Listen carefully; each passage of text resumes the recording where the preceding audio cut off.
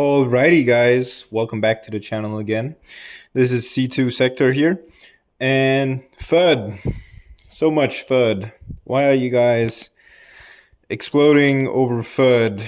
I don't get it. So we got empty GOX here, and people are worried that when they're going to repay all the investors, that it's going to cause a massive crash. And I'm just here to assure you that I don't believe that's going to happen. I mean, these guys, they're basically the FTX before FTX. So if you take a look at the chart here, Bitcoin basically took a dip here. And this is what people are worrying about right here. This is when the news kind of got released. And we're already back up again as of right now. Let's see if it holds. And we can take a look at ETH. ETH is looking pretty good too. It's just holding up here. It's not doing much.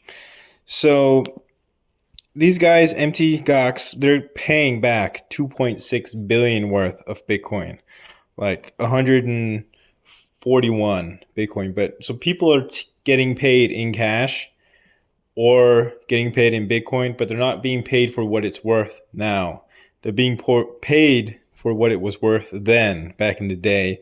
And these guys, they got hacked, I believe, back in like 14 or something. I got it here. You can see the Business Times here.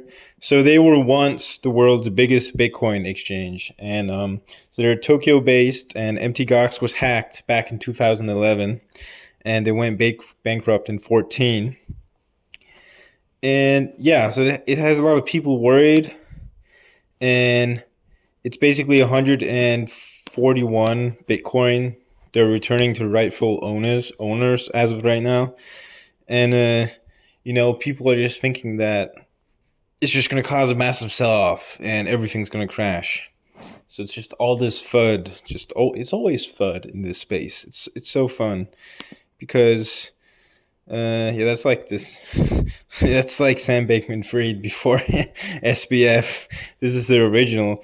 So he's basically saying that as far as I know, everything is fine with MTGOX.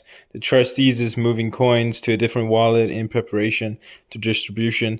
So it's like, I don't know. I don't think you should trust this guy because just like SBF, I mean, he doesn't work for FTX no more. He's in jail, right? And so this guy, he doesn't work for MTGOX no more. He's not working there no more. So I guess he could know something, but would I take his word on it? No, I don't. I wouldn't. I just wouldn't. So you can see here, Bitcoin plummeting to levels not seen since Friday. Boo hoo. It's like wow. That's nothing. It's a nothing burger. Trust me, guys, and I can prove it. And so let's see. So, for example, we look at the long-term holders of Bitcoin. And this is from Crypto Quant. So that's the trusted source here. So just trust me.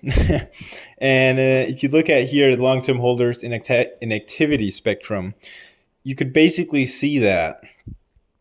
So if you take the 2 year, that's the 2 year. So for more than 2 years, it's Bitcoin that hasn't moved. That's almost at 10 million. That's almost 50%. 50% almost. Just rough numbers here.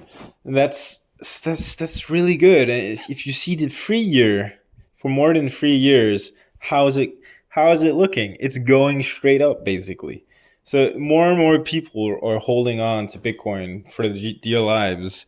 And plus, when you think about the factor that big institutions are buying and entering this market, and everyone that is buying Bitcoin is just holding on for the dear lives, that it just causes scarcity, more and more scarcity.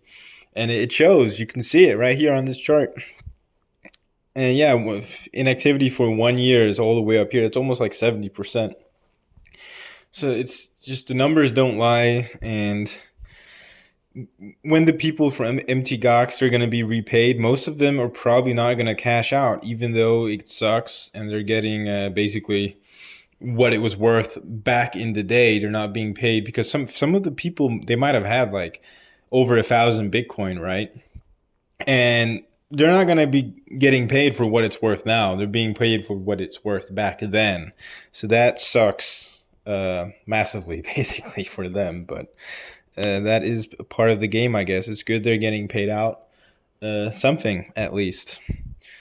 And I also want to take a look at this chart real quick here, just to throw this in. And you can basically see, this is bullish news, by the way. This came out a couple hours ago, but it finally happened. The RSI crossed bullishly, and it's in the blue area now.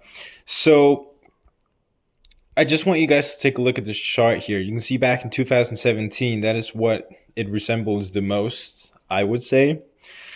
But so the all-time high line, it goes up, it dips up, and then it bounces back off it, as it did in 17. And if you look at the 2020, it did the same thing. All-time high line, it just went up and bounced off it parabolically. And where are we right now? All-time high line, we just bounced up. So we just need a bounce, basically. And if we bounce off that line, I mean, we're in for a really good run, guys. So don't be shaken off now, and don't listen to all this FUD that's out there. And just hold. And I'm pretty sure we'll all be fine. And if not, I'll be making a video about it, I guess. But catch you in the next one. Bye.